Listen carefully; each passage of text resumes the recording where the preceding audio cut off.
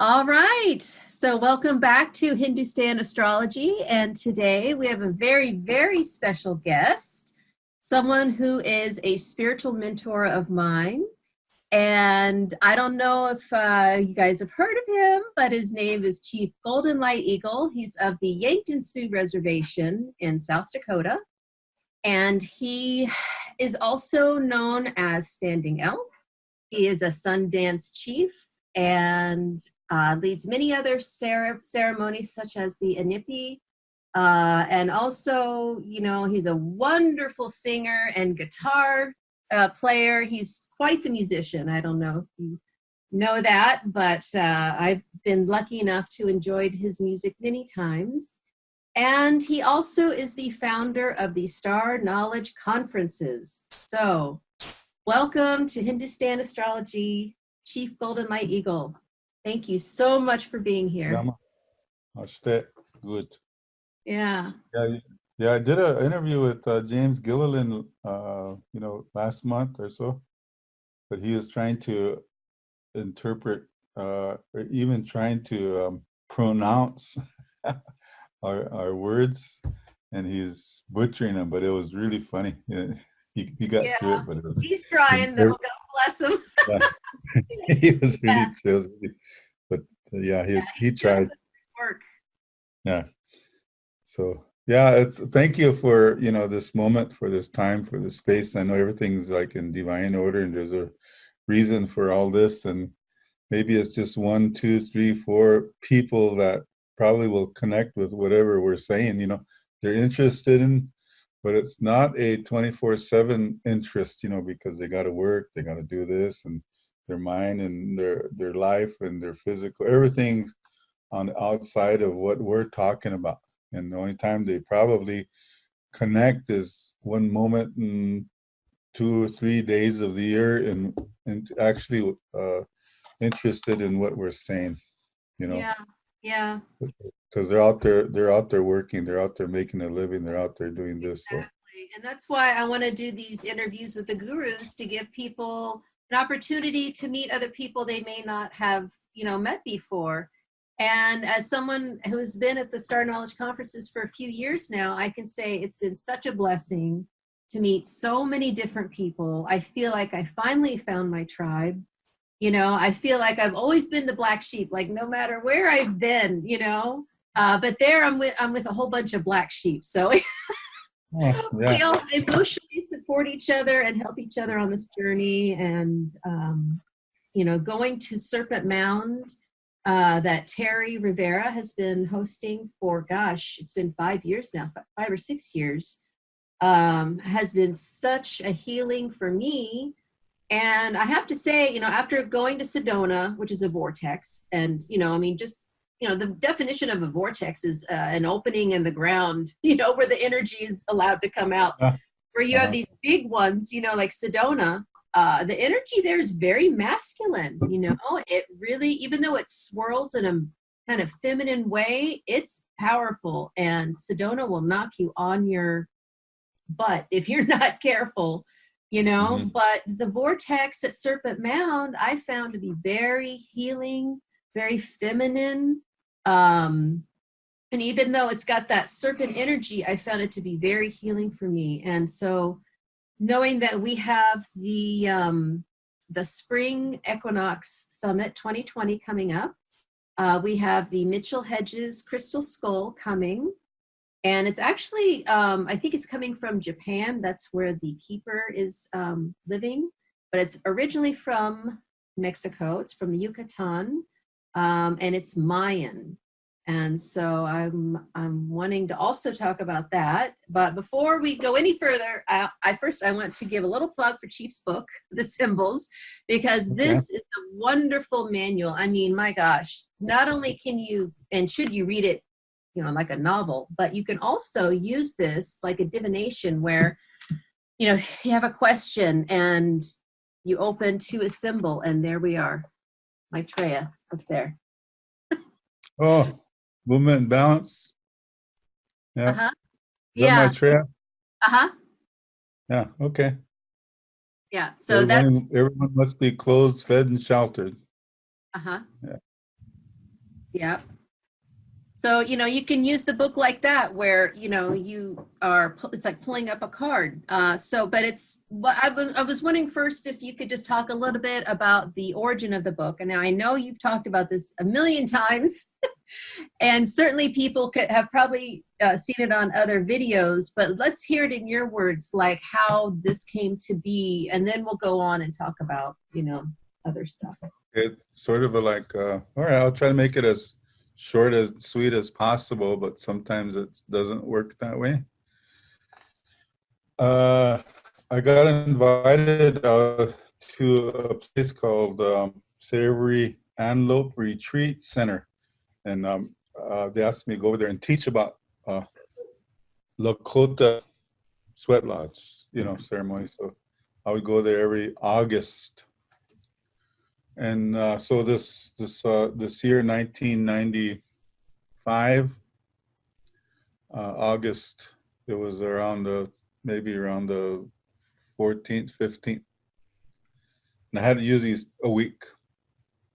But one night, me and my son, I went to bed. Then I come to, and somebody like was lifting me out of bed. And I looked, and I seen the wall, and we went right through the wall, and we went down to the west and turned north down into the north side of the house.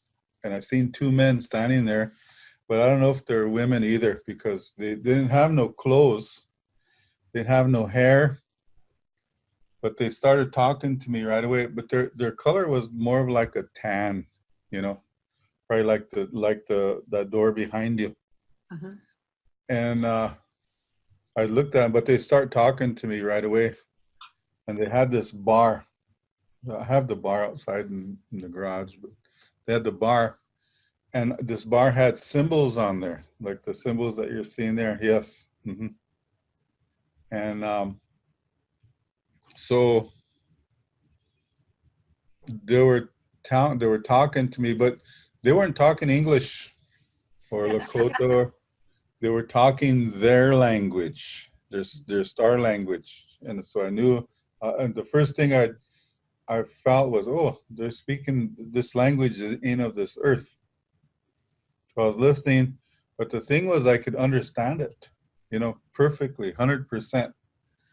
And so in my mind, I was like, went into my ego, and I was saying, shit, I could understand these people, and they're talking a different language, you know.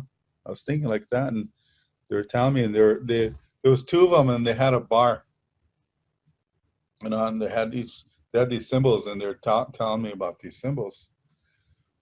So and I was listening to them, but I was looking at their voice, and I noticed that their lips were not moving, you know. So then I understood that, oh, this is this is telepathy. Mm-hmm. But one of them, I could hear a sound in their voice, and it was almost like an electronic sound, but I listened really good, and one thing I noticed is I memorized the sound of a hummingbird. You know, when they fly, they have that little goes off. So that sound was in their voice. Interesting. I was listening, and so this one opened its mouth just a little bit, enough for me to see its tongue, and when it was talking, well, it was moving its tongue in a way that I knew that they were forming words at the same time. And they stopped, and they looked behind me, so I turned around, and I looked, and my son was standing at the window, you know, and looking at us. So, and they grabbed me, and they took me back into the house, and they put me back in my body. But you know, when you're leaving your this was like a lucid dream. So your body stayed in the bed, but you were having a lucid dream where they took your energetic body and okay. Yeah, I've had that happen. I know it. Yeah, so when they put me back in my body, my body was cold. So I felt that when they pushed me in, my body was cold. So I grabbed my covers right away, but I looked, and my son was standing there looking out the window. Wow. And I was shivering. so I said, son, what's going on? He said, Dad, he said, there's some star people out there. I said, yeah, I know. I said, they've been here. Just go to bed. You know, they've always been here. No, Dad, no. They're right down there. So I said, well, no, just they've always been here, son. Just go to bed. He said, no. You know, then he ran he ran across the room, opened the door, and he ran downstairs. And then I went out. Next morning, I went downstairs, and the people that were there, they were sitting there getting ready for breakfast.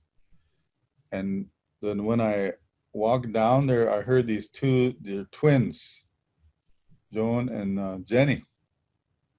They were like, when I first met them, they were there for that workshop. And I listened to them. They were saying, you tell him, no, you tell him, no, he'll get mad, you know. So I heard that. So I finally just said, all right, just tell me, I won't get mad, you know. But they were telling me that they seen a ship above the house, you know, that night. And then they asked me, they said, we want to learn about the Pleiades. And I noticed that they had a book. So I said, what are you guys reading? So they showed me this book, and it was by Barbara Marciniak, you know, called, you know, the Living Library Keys, or, you know. So I turned the book around and I looked at it, and I seen a picture of Barbara Marciniak. So I just said, you guys want to meet her? Seems like she knows about Pleiadians, you know. They said yes. So anyway, within that year, while Barbara Marciniak came over to where I lived, and so I introduced her to the twins so that they could meet them. But anyway, that moment of that bar and them symbols stayed in my system, but I didn't have nobody ever talks about stuff like this, you know, where it come from. So I just like waited. I was obsessed with that. But I didn't have nobody to share it with. I didn't tell anybody. But I taught at Marty Indian School. I was there. I worked with the language and Indian studies program and all this, and almost every child and the reservation had to come through, you know, through our project. Mm-hmm. And they were teachers, you know. They were teaching me about their dreams, and because I had to understand them about who they were, but we didn't use Western astrology. I had to ask them about, what are your dreams? What do you dream here? And so every one of the kids, they had similar dreams to each other, but so I categorized their dreams from beautiful flying dreams to nightmares, you know. So I got to know the kids by their dreams, even though you know, I was related to most of them.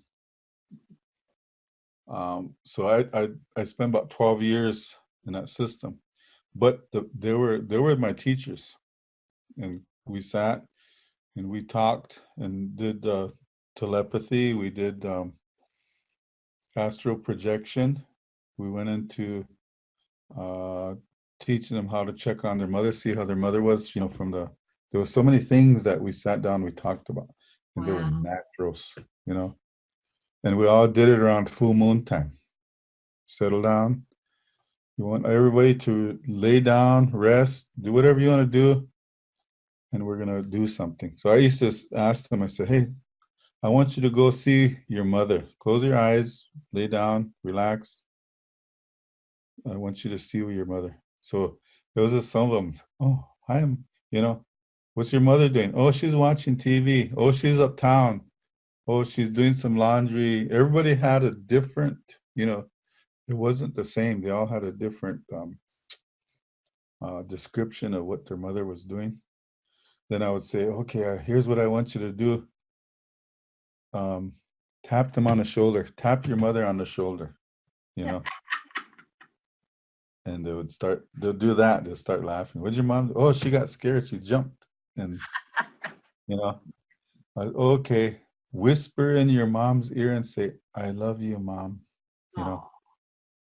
And they would do things like that. We would spend a classroom time doing things like that, you know, helping them to, and they did it anyway without me, you know. But we let everybody know that here, let's do it as a group. Let's do it as in this is our first, second, third. I did K through 12, Mhm. and I also taught the star languages. You know, the star languages and how the whales are talking, and they knew it. You know, they knew it because the spirit said it'll take 12 years, and you got this is your projects, your K through 12, 12 years. You start with these little ones, and in 12 years they should have it. You know. So I did that, and up into the university, up in the colleges, I taught the star languages here on this reservation. So in between that time, I mean, right at that first year that I had this experience, I went. So I did a survey all across the school, and I asked all the children. I said, I need you to write down 10 things that you want to learn, not with what they're forcing you to learn, but what do you want to learn? 10 things. So it took like 2 weeks, because some of the kids don't know how to spell, and they were just little tiny people writing. So I was helping them. What do you want? So you know how it goes when they have a different language or a different way of spelling. So we had a public, event. Everybody come. This is what. So somebody would open up the paper. Somebody write something on the board. The 10 things. So when it was all done, the number one thing the kids wanted to learn was they had UFOs. Number one. I made it. It was public. The number two, Bigfoot. Number three, dreaming. Number four, ceremony. Spirits. Mhm. Then it went into the language. Then the dancing, then the singing. All right brain. Uh, Right. all right brain. Artistic, Nothing to do with school. right? Nothing. Well, I Zero. mean, it's what school should be if, we were studying what we wanted, right? Yeah. Yeah. So we had it all down, put it all down, let everybody know. So I went and I used ceremony. I went into ceremony and I made sure the 12 men are usually there. So I would ask a question, and I had to do it and that level so that everybody knows within our circle, our family structure and all that. But the first thing I had to say was are there aliens? There's really none. Zero. They're star people, you know. Right. It's our The relative. brothers, they said, yeah, there's brothers and sisters from the stars. They didn't say aliens. They didn't use that word at all. The brothers Did and any of the sisters from the, kids, did any of the kids from the school or your children say anything about the UFO over your house? Did they see it too? no, they seen the ships land, on the baseball field at different times. And I got a visitor outside. I don't know who it is, but their door is slamming. They're walking over this way. I'll see what's going on. Anyway, they come and they tell me things, Mhm. tell me things about yeah, there was a ship outside. It was at the baseball field. I was all watching it. It came down. And they went so far as to say, I said, who was all there? And they named nuns. Wow. The nuns were there. What did the nuns say? All they were saying is, oh my God, oh my God. They said, we watched it. And even my niece, I mean, my granddaughter, she's a director of the Indian Studies project down here. She brought that up the other day. She said, well, they come down a few times. I have a different story. Oh, come on in.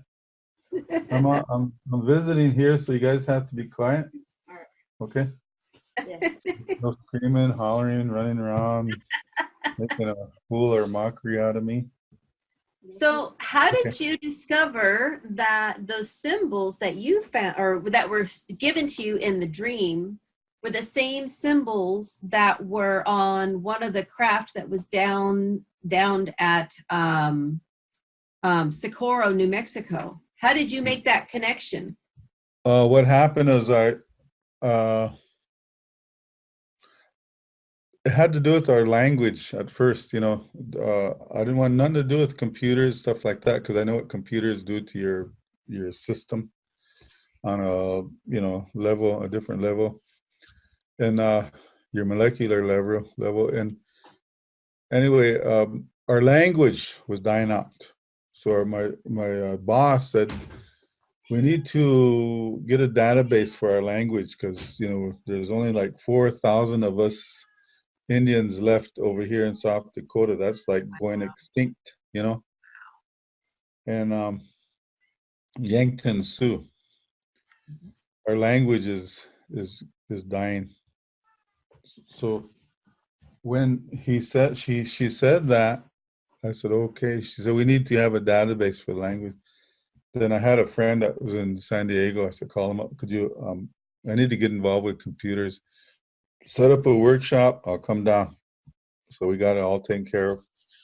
This was like And 1993 or something like that. 1995, 95. you know, Okay. 95. So we went down there. I went down there. And on the way, I stopped in Mesquite, Nevada, because I drove down. I like to drive, see the country. And I stopped in Mesquite, Nevada. And I went to have my road break, went to a casino. I figure I'll take, you know, I'll make some money. And so when I walked to the door, this paper comes rolling out of nowhere in front of me. It lands in front of me. But the first thought was, you know how we're programmed, give a hoot, don't pollute. You know, have that little owl you got to throw in the trash. I had that thought, so I picked up that paper and I looked and it had, and I can't remember what it was the first, second, third, fifth, 10th, or 100th annual UFO conference, Mesquite, Nevada. You know, UFO International Convention or something. So I was looking at it. So I turned it around and I seen the layout of all the buildings and where they're presenting and stuff. So I was looking at the building that's over there, you know. So I said, I've never been to a UFO conference before, but so I went over there. I got into the door, $15. Then I walked in. Somebody was, it was like empty. I didn't know that they were having a lecture.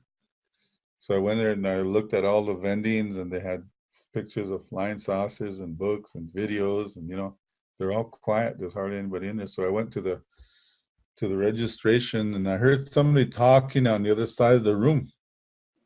So I said, what's going on in there? She said, oh, they're having a lecture in there. Who's next? You know, they said, oh, she looked up the schedule. Dr. Ronnie Kilday, ex-Surgeon General of Finland. Okay, how much? She said, $15. Okay. So I gave her the money and she gave me a name tag. And I didn't want to write under Lauren Zephyr, which is my name. So I just said, I didn't want anybody to see that. So I just put under my spirit name, Standing Elk. Wrote it down. So I waited, doors open, everybody come out. And when they were coming out, I went in, sat up in front. Then everybody started coming back in. The ex-Surgeon General, Ronnie Kilday, came in, Dr. Ronnie Kilday. And she started talking. And when she started talking, what she was talking about was almost exactly the same thing of some of the things that I experienced. And I remember thinking, how come I'm not up there speaking because I experienced the same things, you know? So I figured, oh, I know what it is. She has letters at the end of her name, you know?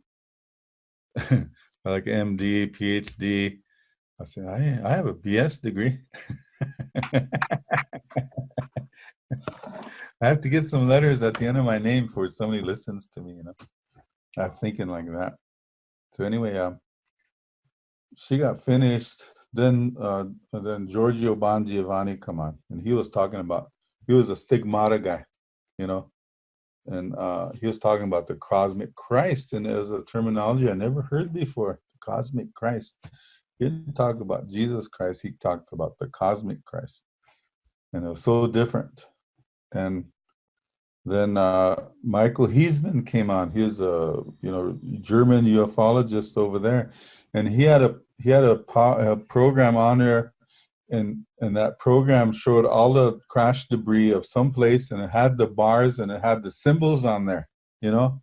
Bingo. And you said ding, ding, ding, ding, ding, ding. Yeah. But the issue was he was interpreting them wrong or different. Right. And I was saying, I know what those mean, you know. He's not telling everybody the true meaning of those symbols, you know. At the same time, I said, where do you get these? These are the same symbols that they showed me. I let it go. Dr. Richard Boylan came on, Major Robert Dean. And these are bigwigs in ufology. You know, these aren't lightweights. These are people with real data, you know, military data, things from the government. You know, I mean, this is like a serious conference. So you were led right to where you needed to be. Yeah.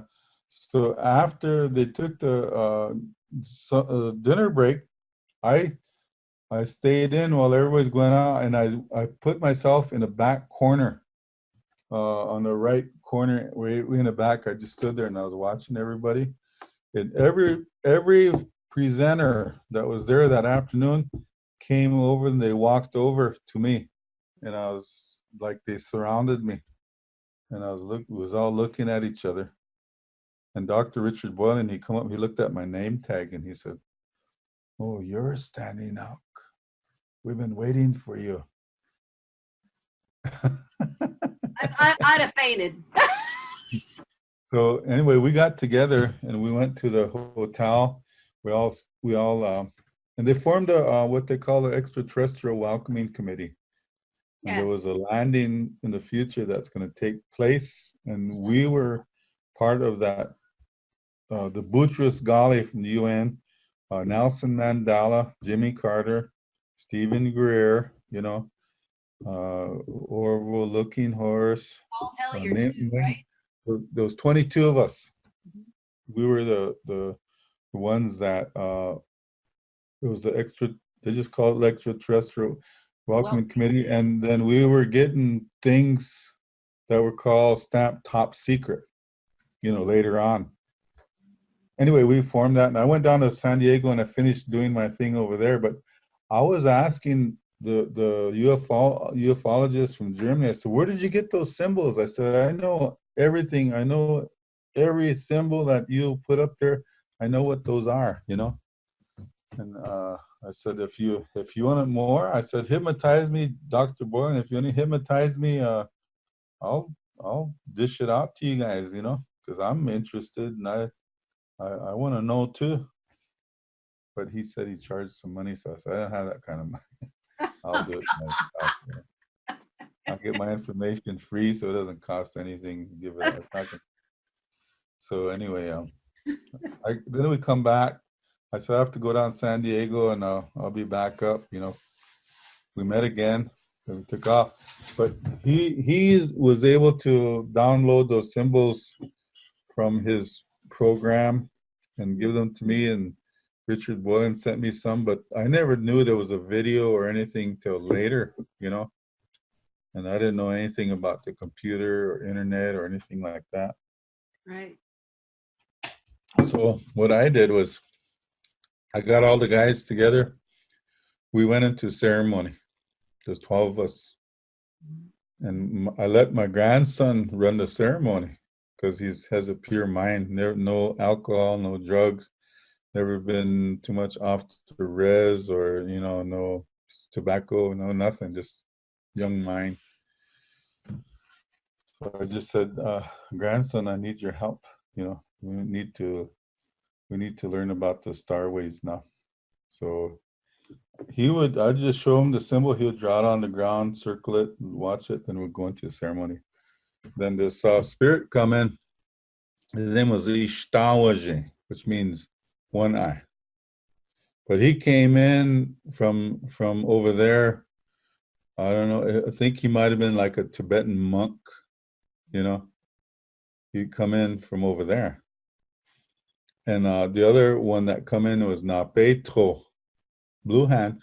But his other name in English was Archangel Michael. You know, because they lived in different cultures over the millions of years and helped with the evolution. They don't belong to Catholics. They belong to everybody. Yeah. So I asked him, I said, hey, I know you guys, all you spirits, you've lived in every culture and, you know, helped with this evolution of love and this growth and all this. I said, when you were over here on this land, what did they know you by, you know? So he said, Blue Hand. Oh, okay, that makes a lot of sense. You know, Chief Blue Hand. And that was like before written history, because we didn't have a written language. It's all like much more or less like telepathy over here. So all of these angels and all that, like Michael, Raphael, Gabriel, Chastiel, Shamiel, Uriel, the Eal in their names, they said, oh, that's Palladian, you know, Emmanuel. Oh, he's Palladian. He's one of us, you know. He just, so that would be because I think the El also comes from like Baal, like in Lebanon, you know, like a lot of their gods, like Jezebel. She was from that culture. And I think that would indicate that culture would be tied to the Pleiades. Yeah, that's what they said. That's a Palladian. Them are our people, but you know they're stationed in all cultures and all this here. So that's how you could tell is the El. Wow. So that he said Emmanuel. Yeah, he's one of us. He didn't. You know. Right. He wasn't a god. He was he's like everybody else. Light being. So when you had this book published, I know you had a big coming out party and, you know, all sorts of interesting people showed up, right? Yeah. Yeah, so it took us from like December 6th to April 15th. We did ceremony after ceremony after ceremony. We got everything ready. Then after, we just got the titles, the subtitles, and a grounded story, you know, that went with it. Then they said, take it out. People are waiting. So I ended up got a call to go to DC and to work with this tribal medicine advocacy program, you know, with different leaders out of different medicine men, different states. So we went over there and that's the money. We had met on the money. And then what was so different was we got invited to go to the sweat lodge, and the sweat lodge was behind this mansion. And the mansion belonged to a 4-star general. So we had the sweat, but when I was in the sweat, this man came, the spirit came, and I knew who he was. He just came right up to my face. But all I knew him at that time was Jesus Christ, you know? Wow. So all he said was, my name is Jesus Christ. He said, remember my suffering. That's all he said. And he shot all these emotions that he went through while he was on this cross. And the love, intense love that he had for his mother, you know, and the compassion that he had with these guys that were being killed on each side of him, you know, and the fear, you know, of dying, the doubt, I mean, name it, but he magnified all those emotions in me where when it was done, I couldn't talk, you know. So when somebody asked me questions, I start crying. I couldn't formulate anything. And that was the first time that I experienced somebody channeling. So we got invited to a channeling session in Warrenton, Virginia with this lady named Marilyn Carlson, but I don't know who she was, so we went over there. And she talked funny. That's all I could say. It was, you know, that light language talk. I was listening to her, and there, she said, everybody asked me a question, so it went around. And when it got to me, I stood up, and I couldn't talk. I start crying. So she said, come here. So I walked up there, standing in front of her. She said, give me a hug. There's an orb went by you. Oh yeah, they're all around me. You can really see them Yeah. in these lights. There's lots of orbs. Yeah, they went by. I just want to. They like me. They're like little children. Maybe you'll see it on the replay. Oh yeah, Anyway, I yeah, saw one earlier. okay. So anyway, when I went up there, she said, give me a hug. So I leaned down. Then she whispered, she said, congratulations. You met the master himself. So I said, well, could you tell him something? She said, what? I said, tell him thank you, you know. So then I was able to talk. But I think during that time when he came, his mother was behind me, and she must have been giving me Reiki or something, and, you know, fixing me. Because, you know, when you cry, you're actually purifying your system, you know. And men are not taught to cry, but I was crying. Every time I try to open my mouth, I start crying. So I didn't know I was being cleaned out, you know. So that was like when I told her the next day, I said, well, I come here. The spirit wants me to put this information out. I don't know what they meant by that. She said, well, do you ever hear a conference? I said, yeah, I'm from the res. I don't know anything, but what is it? What's a conference? So she said, well, it's when you all get together. She said, you want to do that? I said, yeah, sure. Where do you want to have it at? I said, everything starts at home. I want it at home. That's where your biggest critics are, at home. You know, I want it at home. So, okay, so we start working. Who do you want to be there? I wrote a list of people that everybody that so I gave it to her. So that was just the people that I wanted to meet, and it wasn't very many. But what happened is that attracted the government. You know, attracted the first ones were the Secret Service. They invited me over to their place over there in Manassas, and what was good about those guys is they had a sweat lodge behind their, you know, they were Ronald Reagan's team, the Secret Service group. And from that, I remember coming back, and I was over at Richard and Maryland's, and they asked me to spend the night there, so I did. But that evening, when I was going to bed, all the lights were out, but there was a little light, you know, the one that you put in the wall, you know, a little, I don't know what they call them, night light. And I noticed that there was like 5 or 6 people in the room over by the door. The door is like 10 yards away. I was looking but I felt like when you see a ghost, all your hair stands up and all that kind of stuff. I kind of start feeling that way now. I was standing there. I was standing there by the bed, and I was saying, "Wait, guys, wait." You know, I'm trying to readjust my system. But they didn't come up here or nothing, but they stayed over in the corner, and they were different sizes. You know, they weren't all one size. They were all different sizes. So I said, "What do you want?" They said, "Well, we came here to tell you that, you know, we work with the government, but because of the shift that's taken place, we have to leave. Everybody has to go. Everybody has to leave. Everybody, in other words, ascension process, you know, first grade, second grade, shift. we have to go through that process too. So we have to leave the government. We worked with them under the ground, and they don't like that, you know. And we have to go over and talk to everybody, tell them and leave our testimony here before we go. So the government don't like that. So they are going to put some propaganda out on us so that it makes people not want to listen to us, to what we have to say.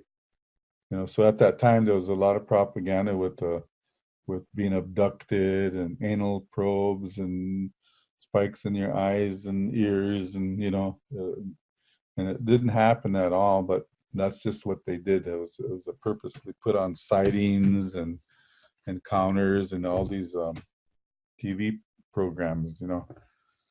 So, but they said that there's not just Earth, but the moon, the sun, all the stars, all the universes are going to go through this process. There's nobody that's exempt from it. There's no way, because change happens every day, every second. There's change happening. So that was the universal shift of universes. So that was like, okay, I didn't understand it at the moment, and they left. Then on my way back, I had this other medicine man. He was a Heoka man. His name was Arlo Omaha, from Rosebud, South Dakota. He was a Sichangu. And I had dropped him off over in St. Paul.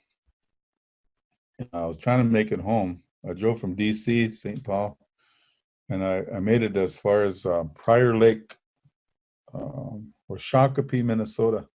I got really tired. I got a hotel. Same thing happened, but this time it was one person. It was a little star guy. He kept the distance. And their cat over there.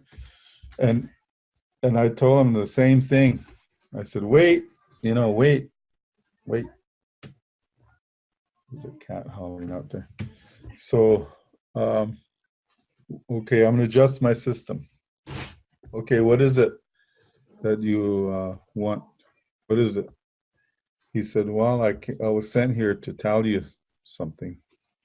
He says, if you agree not to say anything about any of this, we will tell you everything you always want to know and beyond that. If you don't say anything. So me, I want to say everything, because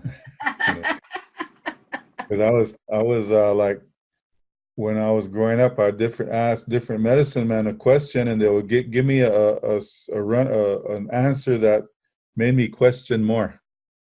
So not a simple answer. So I promised myself, when I get older, I want to tell. If somebody asks me a question, I'm not going to hold back. I'm just going to give them whatever I know, because I felt that feeling. I don't want them to feel like this. I want them to go away smiling or having some sense of, knowing. Oh, okay, I see what's going on.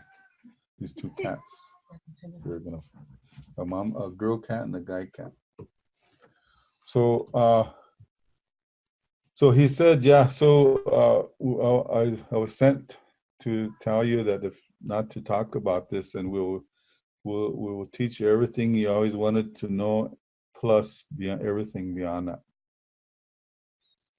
So I said, I know you're just the messenger boy. So go back to whoever sent you and tell them this: fuck you.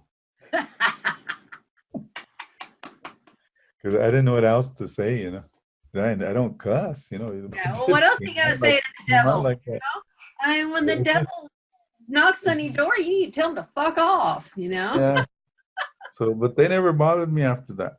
And it's always the good people. So you're too hard, Yeah. They want easy prey. They don't want somebody who's going to fight them, Right.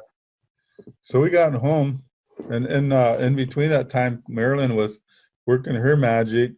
She raised the money to lease the building over at the school they had the auditorium, stuff like that. So got everything situated.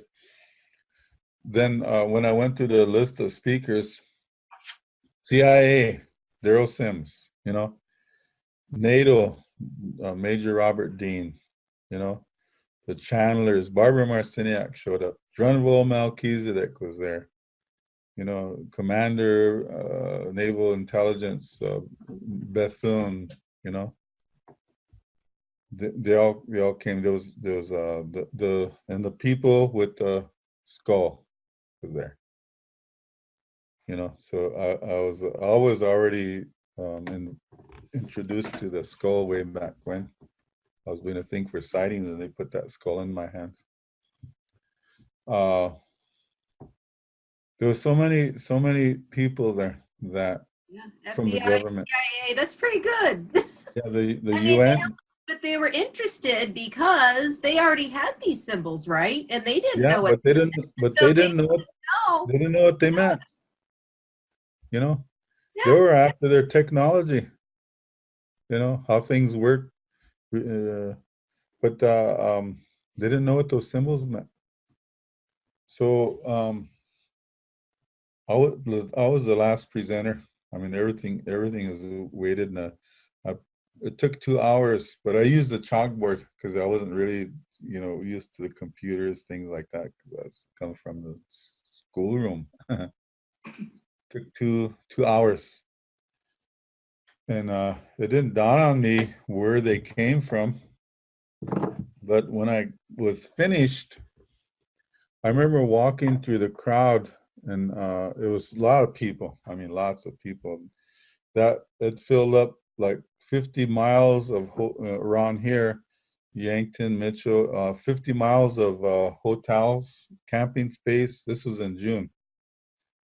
Name it, it'll just, people were camped on the lawns at the hotels, you know. Wow. The campgrounds down here in Pickstown, they're all filled up. Wow. So I didn't know too much about that part until later. And but so I was walking through the crowd, and I heard a couple women off to the side that say, "Oh, we already looked into all these things that he presented, those symbols, and the guides are telling us that they're the highest." You know, there's another orb went by you. There you go. Confirmation. That's what it's called Namita, or an omen. When you're talking about something and you see something, pay attention to what Yeah. you're saying. Yeah. So when you watch this over, when we get to this part, there's one on your. It was on your right side. They were both on your right side. Yeah. So so anyway, then later on, just maybe within a week, they counted those symbols. One, two, three. There's 11 universal laws and 11 spiritual. There was universal and spiritual laws. So somebody said, that's the 1111. I Bingo. never 1111. So I said, oh, okay. I didn't know what 1111 was. And that's really the first time we started talking about that, I right? didn't know anything. Yeah. So after that, then you start seeing 1111 on the clock. You know, every time you turn around, whether you're driving or you're ready to go to bed, or when you get up in the afternoon, your head moves and looks at the clock. 11:11. Your head, just about everybody, they'll be talking, conversing, they'll be doing something. Their head moves. 11:11. Yep. You know. So whatever the energy of that number, or how the spirit is trying to wake you up, because 11:11 is representation of the 11th dimensional areas which we all work at. We're all one family of the Galactic Federation, you know. So that's our energy. That's what we came here to teach and to help ourselves with.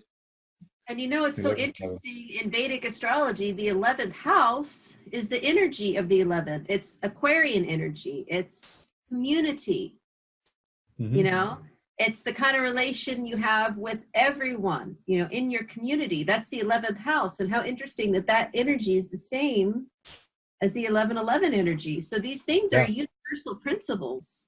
Yeah, yeah, and I heard something. Just it's always these little tiny things. I heard somebody say, a channeler say that yeah, the 1111 is going to be the Bible of the Aquarian age. you know. It's like, okay, no more 3D, you know, because that's all Piscean age Right. shot. But we shot up to an elevation of awakening and awareness now, that we're almost at that 0 point where all we know the same things.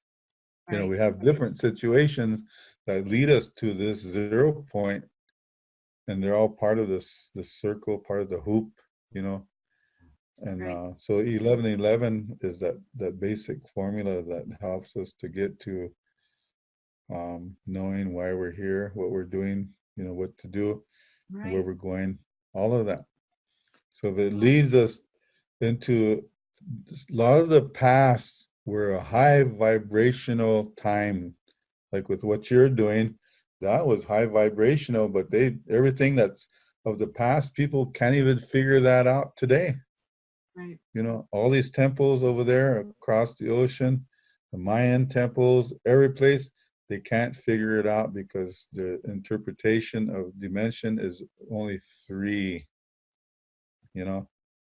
When the star people and all this, they say there's like 100 billion universes out there, or galaxies, and out of them galaxies, trillions of star peoples and planets and things like that, that are beyond what we could comprehend, you know. Yeah. You're looking at 220 dimensions, and that's magic, you know. 3D is like uh,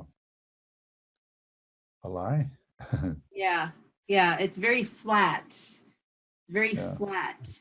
But why I think this is important, like especially for people that are into Vedic astrology, is that right now we're in Rahu and Gemini, and Rahu is the north node of the moon. It's where the eclipse points happen. And we just had one, actually, it was in Sagittarius, which is opposite that. But the point is that right now, Rahu's in Gemini, and everybody's been saying, oh, well, disclosure of ETs is imminent. This is a part of this energy of Gemini. And, we just had all of that, drama with the storming Area 51, right? Everybody's been pushing for that. I mean, that's all a part of this. And people are just really hungry for knowledge. And you see that on TV, like with Ancient Aliens. Oh, and by the way, people, he was on Ancient Aliens on the Old West episode. You'll see him. And also on a recent one, too. What's the name of the recent one? I don't know. I don't watch it. But, Okay. I didn't like the. I think they took out something. You were talking about something, and they put it in a recent episode. So go back and see the last season. Yeah. But people are just hungry for this information, and that's why I think it's important. Especially, I mean, if you're living in, the United States, it behooves you to understand at least a little bit about Native American spirituality. And it's something that has been, like you said, pretty hush-hush until 1978, when Jimmy Carter passed the Freedom of Religion Act, and they finally could speak their languages and practice their religions without persecution. And so now this information is starting to come out. And I think that, for me personally, when I was finishing grad school, I really started getting into watching Ancient Aliens. And, my husband, Brian, used to work with David Hatcher Childress and his publishing company, and traveled with him and helped his, books and things like that. So like we already were into it, but something clicked and I just couldn't get enough. And I kept watching more and more YouTube videos. And this is what I found you, because out of everybody out there, what you were saying was the only thing that made any sense. Where I could put it into context, where I could say, okay, I'm taking these really crazy ideas and I can see how this applies, and I can see the meaning in the pattern. Because especially, one of the things that switched me from Western to Vedic astrology was the study of the stars, because Vedic astrology is based on the sidereal zodiac, and that is the real-time placement of the stars. Like when you put your Google Sky Map up to the sky, that's the sidereal zodiac. That's what we use. That's not what Western astrology uses. take that and they shift it forward 23.5 degrees. So, you know, when I understood, you know, the lunar mansions, the 27 lunar mansions, how the zodiac is, you know, split into that, and how there's a different star associated with each lunar mansion. And then hearing what you had to say about the star relatives, everything just clicked into place. And I said, oh my God, these stories in the Vedas, these aren't myths. These are real people. These are the star relatives. These are not just stories of, you know, creation. These are the star relatives. And that's when my understanding of Vedic astrology really deepened, was when I looked at it from that perspective. So I know that we were talking a little bit before the video about the astrology that you've been practicing, which for you really is a kind of a combination of a bunch of different things where you've pulled it together. But what you seems like what you base it on is the full moon of every month and the energy that surrounds that moon, and how that deepens our growth into the different dimensions. Is that correct? Yeah, well, you're looking at, I watched ceremony, you know, and I experienced ceremony. For instance, I tell you, but I'll share this with you. I was up in one of the ships, and they showed me, I was inside, and what I seen was, it was all lit up, you know, it was all white, but I didn't see any lights. So I was walking around looking for lights, because I was, where's the light bulbs? Where's the fluorescent lights? How come it's all lit up in here, but there's no light? There's no, you know, because we're used to having lights in our life, you know, in our house, but there was no lights in there. So I walked around, and there was two men standing there, sitting there, and their hands were against the wall, and they were like doing something, but they were reading lights. There was lights coming out of the wall, different color, right? They were reading, and they weren't like typing, but they're moving their hands, because you have your energy points, you know, in your hands, your meridian points, like they talk about in acupuncture and stuff like that. So I was watching them do that, and this man came up. This man was like about 8 foot tall. He had real long hair like you, black hair, just straight down to past his butt and up to his knees. And I couldn't tell if he was a man or a woman, you know? He's so beautiful. But when he talked, I hear his voice, so I knew it was a man, young man. And he might have looked like 30 years old or something. So I had to look up at him, you know, and all I said was, all I asked him was, hey, how does this work? I didn't say, take me to your leader or anything like that, you know. I just said, how does this work? So this was like a lucid dream, like the other one with the symbols, right? Like this was, okay, this is how this turned out. I was in Flanders, South Dakota, and it was the year of the bicentennial. And it was like July, hot. We didn't have air conditioning. We slept upstairs and upstairs, and of course, heat rises. And it was, I couldn't breathe. You know, the air was stagnant. And we had a little fan, but it didn't do anything, just blew hot air. Windows open, but it's hot. So it was hotter than Phoenix. I went downstairs, went outside. It was hot out there, nighttime. Sat at the table where mom and dad would sit and visit in the evening. I was sitting there, and then I heard the sound. So I looked up, and there was a triangular ship coming real slow, but you could hear it. You could hear its heaviness, but you could, and still it was so big too. It was quiet, but yet you could hear it. It stopped, and it was moonlight out. It was full moonlight time, and I could see its, you know, its form, and the stars were gone from behind it because I knew it was triangular. But I seen these lights like come on at like pinholes, then they open up, and I thought they were light bulbs, but it was like a big window.